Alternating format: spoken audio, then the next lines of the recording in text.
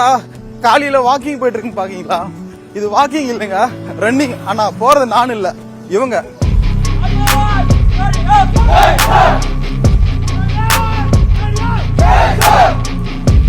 இவங்க யாருன்னு பாக்குறதுக்கு முன்னாடி முதல்ல நான் எந்த ஊருக்கு வந்திருக்கிறேன், அந்த கிராமத்தோட சிறப்பு என்னன்றத சொல்றேன்.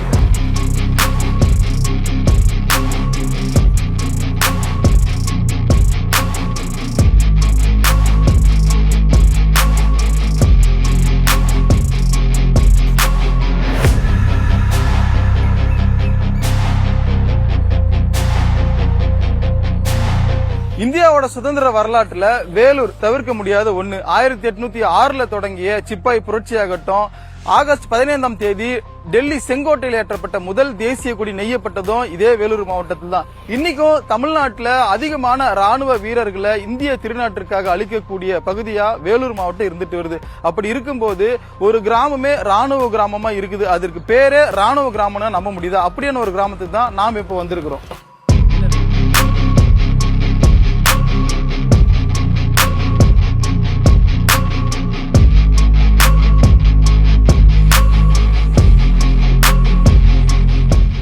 வேலூர் திருவண்ணாமலை மாவட்ட எல்லையில அமைந்திருக்குது கம்மவான்பேட்டை எனும் ராணுவ கிராமம். அந்த பெயர் பலகையிலே பார்த்திருப்பீங்க. உடல் மண்ணுக்கு உயிர் நாட்டுக்குன்ற ஒரு தியாக வார்த்தையோடவும் தேசப்பற்றோட தான் இந்த கிராமம் மேல வரவேற்குது. கிராமத்துக்குள்ள நுழையும் போது தேசப்பற்று சற்றும் குறையாம தன் தாய் நாட்டின் மேல இருக்கிற தியாகம் தீராத பற்று காரணமாக இங்க இருக்கக்கூடிய இளைஞர்கள் இன்னமும் தங்களை தாய்நாட்டிற்காக தியாகம் பண்ணிக்கிறதுக்காகவும் அர்ப்பணிச்சுக்கிறதுக்காகவும் அந்த பயிற்சியில் ஈடுபட்டு வந்ததை நம்மளால கண்ணார பார்க்க முடிஞ்சது.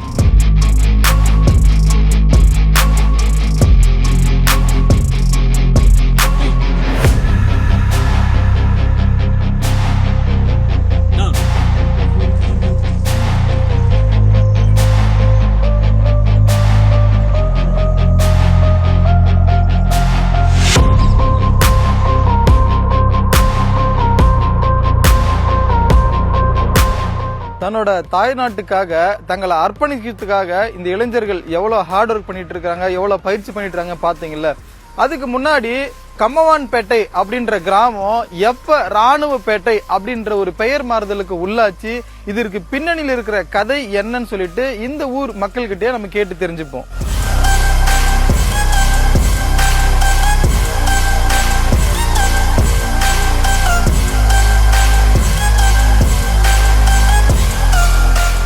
நம்ம கூட இருக்கிறவர் முன்னாள் ராணுவ வீரர் ஏழுமலை. இவர் முன்னாள் ராணுவ வீரர் மட்டும் இல்லைங்க, இன்னைக்கும் இந்த ஊர் இளைஞர்கள் தொடர்ச்சியா ராணுவத்திற்கு போவதற்கான பயிற்சி அளிச்சுட்டு வர்றாரு. அவரிடமே இந்த பெயர் மாற்றத்துக்கான காரணம் என்ன அப்படின்றது கேட்டு தெரிஞ்சுப்போம். வணக்கம்ண்ணா, எப்படி இருக்கீங்கன்னா? நல்லா இருக்கும். நான் உங்க ஊர் பேர் ரெக்கார்ட் பிரகாரம் பார்த்தா கம்மவான்பேட்டை தான். கம்மவான்பேட்டை எப்படி ராணுவ பேட்டையா மாறுச்சு, அதுக்கான காரணம், அதுக்கு பின்னாடி இருக்கிற கதை என்னங்கண்ணா? கம்மவான்பேட்டை என்கின்ற ராணுவப்பேட்டை இப்ப பாத்தீங்கன்னா வேலூர் மாவட்டத்திலே சிப்பாய் புரட்சி, இந்த சிப்பாய் புரட்சி காலத்துல இருந்து மட்டும் கிடையாதுங்க. அது இல்லாம நம்ம நாட்டுடைய விடுதலை அதுக்கு முன்னால் பாத்தீங்கன்னா விடுதலை போராளிகள்லாம் இருக்காங்க. அந்த நம்முடைய மண்ணுல இருந்து அதுல இருந்து இருக்காங்க. அப்பல இருந்து இந்த மண்ணுக்கும் இந்த நாட்டுக்கும் தொடர்பு இருக்குது. ஒரு பற்று, தேசப்பற்று. 1971 வார் நடக்குது. அந்த வார் முடிஞ்சிட்ட பிறகு 1972 நம்ம தமிழ்நாட்டு கவர்னர் கே ஷா நம்ம வேலூர் மாவட்டத்தில் நம்ம கம்மவான்பேட்டைக்கு வராங்க. அவங்க வந்தாங்க பாத்தீங்கன்னா இங்க இருக்கிற சுத்தி கிராமத்துல ராணுவ வீரர்களுக்கு அவர் நன்றி சொல்ல வர்றார். அந்த நன்றி சொல்ல வரும்போது பாத்தீங்கன்னா இங்க எல்லாமே அந்த ராணுவ உடையில எல்லாரும் உட்காந்துட்டு அவருக்கு நல்ல ஒரு வரவேற்பு கொடுக்குறாங்க. அந்த வரவேற்பு கொடுக்கும்போது அவர் நல்ல ஒரு சந்தோஷமா ஆனந்தமான ஒரு சந்தோஷம். ஏன்னா ஆல்ரெடி 71 வார் முடிச்சு இந்த ராணுவ வீரர்கள் பார்க்க வராங்க. இங்க பார்த்தாலே அதிகமான ராணுவ வீரர்கள் இருக்கிறாங்களே அப்படின்ற ஒரு சந்தோஷத்துல அவர் என்னன்றாரு, இது கம்மவான்பேட்டை என்ன ஊருன்னு கேட்கிறாரு. கம்மவான்பேட்டை என்கின்ற ராணுவப்பேட்டை, ராணுவமே இங்க இருக்குது அப்படின்ற ஒரு பேரை ஹைலைட் பண்றாருங்க. இப்போ உங்களை பொறுத்த வரைக்கும் நீங்க எவ்வளவு காலம் சர்வீஸ் பண்ணிருக்கீங்க, நீங்க சர்வீஸ் பண்ண காலகட்டத்துல சந்திச்ச சவால்கள் அப்படின்னு ஏதாச்சும் இருக்குங்களா? கண்டிப்பா இருக்குதுங்க. 2001 2018 வரைக்கும் சர்வீஸ் பண்ணியிருந்தேன். அந்த சர்வீஸ் பண்ணும்போது 44 hour ஆல்ரெடி 2006 2008 வரைக்கும் இருந்தேன். மீண்டும் 2012 2014 44 hour. இந்த 44 hour பட்டியல் என்ன பாத்தீங்கன்னா மேஜர் முகுந்த், ஏன்னா இந்த நாட்டுக்காகவும் இந்த மண்ணுக்காகவும் அவர் தியாகம் பண்ணியிருக்காரு. அந்த 44 hourல அந்த ஆப்ரேஷன் லான்ச் பண்ண எனக்கும் ஒரு பங்களிப்பு இருந்தது. அந்த டைமில் அந்த சமயத்தில் வந்து அவர் இந்த தீவிரவாதிகள் தாக்குதலில் வந்து அடிபட்டு அவர் வீழும்போது அவரை தூக்கின்னு வந்து ஃபர்ஸ்ட் பண்ணி அனுப்பும்போது எனக்கு அது வந்து ஒரு அதனுடைய என்னால் லைஃப்பில் மறக்க முடியாத ஒரு தருணம். இந்த ஜெனரேஷனோ இந்த தலைமுறைக்கார் கூட தொடர்ந்து ராணுவத்துக்கே போக முயற்சி பண்ணிட்டு இருக்கீங்களா? அப்படி உங்களுக்கு தனிப்பட்ட காரணம் என்ன? நீங்க ராணுவத்துக்கு போன ஆசை? ஃபர்ஸ்ட் வந்து வெயிட் லாஸ் பண்ணலாம் தான் வந்தேன். ஏன்னா காலேஜ் 10th முடிச்சுட்டு பாலிடெக்னிக் சென்ட்டேன். ஜாயின் பண்ண சொல்ல காலேஜில் குண்டா இருக்குன்னு சொல்லிட்டு எல்லாரும் ஒரு மாதிரியா கிண்டல் பண்ற மாதிரி பேசினாங்க. சரி நம்ம வெயிட் லாஸ் பண்ணலாம்னு சொல்லிட்டு தான் இங்க வந்தேன். இங்க வந்ததுக்கப்புறம் பண்ணிக்கிட்டே இருந்தேன். எல்லாரும் ரன்னிங் எல்லாம் ஆர்மிக்கோசரம் தான் பண்ணாங்க. சரி நம்மளும் போகலாம், ஸ்டெப் எடுத்து போகலான்னு சொல்லிட்டு வந்ததுக்கோசரம் இப்போ 1ஆம் தேதி செலெக்ஷன் வந்துச்சு. அங்கே போனால் ரன்னிங்கில் பாஸ் ஆகிட்டேன். 4th பேட்ச் வந்தேன். மெடிக்கல் எதுவும் இல்லை, பாஸ் ஆகிட்டேன். இந்த ராணுவப்பேட்டையில் வந்து எல்லா வீட்லேயும் ராணுவத்தில் இருக்காங்க. எங்கள் வீட்டில் வந்து யாரும் இல்லை. அந்த இடத்துல வந்து நான் ஃபுல்ஃபில் பண்ணலான்னு சொல்லிட்டு வந்திருக்கேன் சார். நான் வந்து இப்போதான் ரீசெண்டாக 12th முடித்தேன். 12th முடிச்சிட்ட அப்புறம் சரி எங்கள் வீட்டில் வந்து எங்கள் அப்பா வந்து எக்ஸ்-ஆர்மி. எனக்கு 5 வயசு இருக்கும் போது அவர் ரிட்டையர் ஆகிட்டு வந்தார். இங்கே வந்து ஏதோ ஒரு காரணத்தினால எனக்கு அப்போ நினைவு இல்லை. அப்போ வந்து அவருக்கு ஏதோ கரண்ட் ஷாக் அடிச்சு இறந்துட்டாரு. இப்போ அவர் இறந்துட்ட அப்புறம் எங்கள் வீட்டில் எல்லார் வீட்லேயும் இருக்காங்க. சரி இப்போ எங்கள் வீட்டில் ஒரு இடம் காலியாக இருக்குது. சரி நம்ம போகணும், நம்ம ஃபேமிலிக்காக போகணும், எங்கள் அப்பாவோட இடத்த ஃபில் பண்ணணும் அப்படின்னு எனக்கு ஒரு தாட் வந்து நான் வந்திருக்கேன். ராணுவத்திலே உயிரிழந்தவர்கள் உங்க ஊர்ல ஏகப்பட்ட பேர் இருக்கிறாங்க. அப்படி இருந்தும் ஏன் தொடர்ச்சியா அந்த மாதிரி போகணும்னு உங்களுக்கு தோணுது இந்த காலத்து இளைஞர்கள் கூட? ப்ரோ இருக்கிறது ஒரு வாழ்க்கை, அதுக்காக நாட்டுக்காக கொடுக்கறது தப்பே இல்லை ப்ரோ. அதுக்காக சரி நம்ம வீட்டில் ஒரு தியாகம் போயிருக்கு, இருந்தாலும் நம்மளும் போவோம், நம்மளால முடிஞ்சது செய்வோம், உயிரே போனாலும் பரவாயில்ல அப்படின்னு வந்திருக்கேன் ப்ரோ. இந்த ஊர் தாட் வந்து ஆர்மிக்கு போகணும். அது எல்லாரும் நம்ம இந்த ஊர் பொறுத்தக்கால ஆர்மி நாட்டுக்காக சேவை செய்யணும் அப்படின்னு ஒரு தாட் எல்லாருக்கும் இருக்கும் ப்ரோ. அதனால தான் ப்ரோ எல்லாரும் போறாங்க. ஒருவேளை உங்களோட அடுத்த தலைமுறை உங்களுக்கே குழந்தைங்க வரான்னு வச்சுங்களா, அவங்களுக்கு என்ன சொல்லி வளர்ப்பீங்க? ஆர்மிக்கு போ, உன்னால் முடிஞ்சதை செய், ட்ரை பண்ணு, போய் நாட்டுக்காக உன்னால் முடிஞ்ச சேவையை செய் அப்படின்னு தான் ப்ரோ சொல்லுவேன்.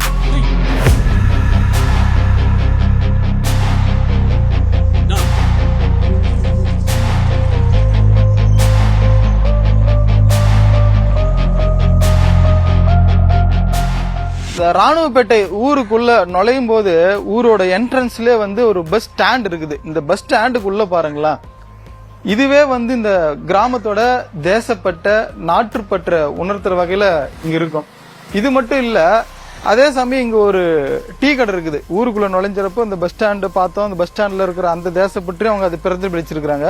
அதே சமயம் இங்க உள்ள வந்து பார்த்தா உள்ள ஒரு டீ கடையும் இருக்குது. இது இங்க இருக்கிற இந்த டீ கடையில வச்சுட்டு இருக்கிறவருமே வந்து முன்னாள் ராணுவ வீரர் தானா. ஸோ அவரோட சர்வீஸ் என்ன, அவரு எப்போ ராணுவத்தில் இருந்தாரு, அவர் இந்த ஊரை பத்தி என்ன சொல்றது அவர்கிட்ட கேட்டு தெரிஞ்சுப்போம். நீங்க என்ன சர்வீஸ் பண்ணிருக்கீங்க, உங்க ஊரை பத்தி கொஞ்சம் சொல்லுங்களேன். நான் ex-CRPF சென்ட்ரல் ரிசர்வ் போலீஸ் போர்ஸ்ல 21 வருஷம் கம்ப்ளீட் பண்ணிட்டு வந்தேன். எல்லாருக்கும் ஒரு ஆசை, உடல் மண்ணுக்கு உயிர் நாட்டுக்குன்ற மாதிரி ஒரு இன்ட்ரெஸ்ட்.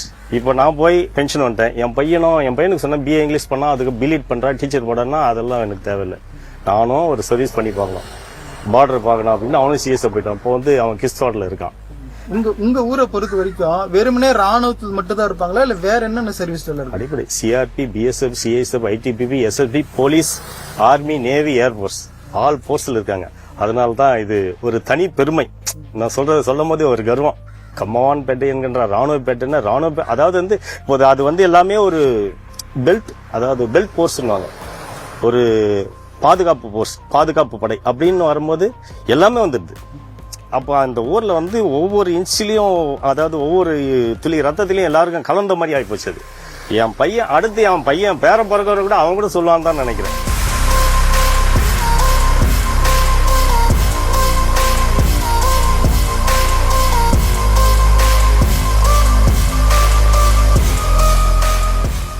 ராணுவப்பேட்டைக்கான காரணத்தை தெரிஞ்சிருப்போம். இந்த இளைஞர்கள் ஏன் இன்னமும் ராணுவத்துக்கு போறாங்கன்றத நம்ம கேட்டு தெரிஞ்சிருப்போம். அதே சமயம் இன்னொரு தரப்பு பெண்கள் இருக்கிறாங்க.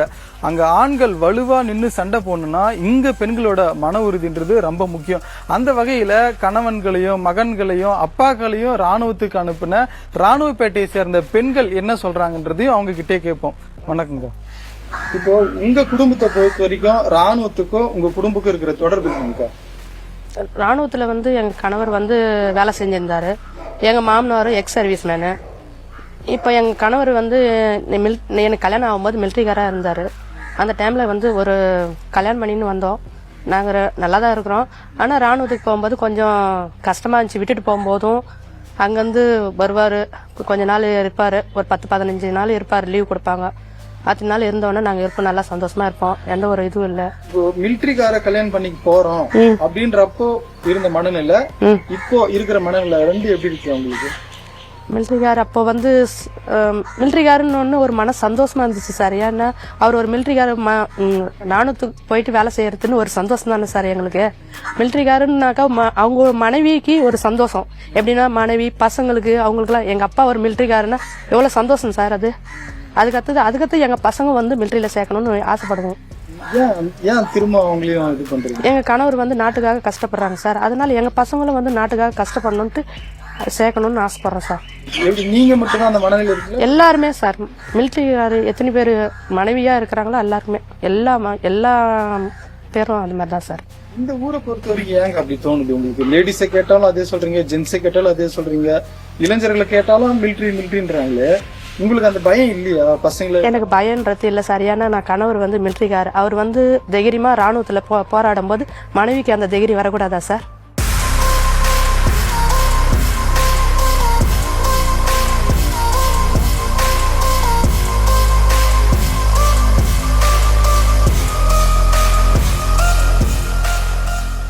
என்னங்க, பாலின வேறுபாடு இல்லாம ராணுவப்பேட்டை கிராம மக்களோட வீரம் தேசப்பற்ற பத்தி பார்த்திருப்பீங்க.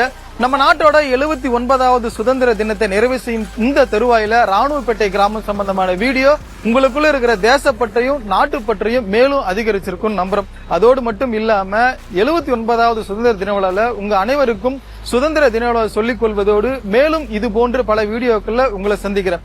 அதுவரை உங்களிடமிருந்து விடைபெறுவது ஒளிப்பதிவாளர் அசோக் குமாருடன் செய்தியாளர் சா குமரவேல்.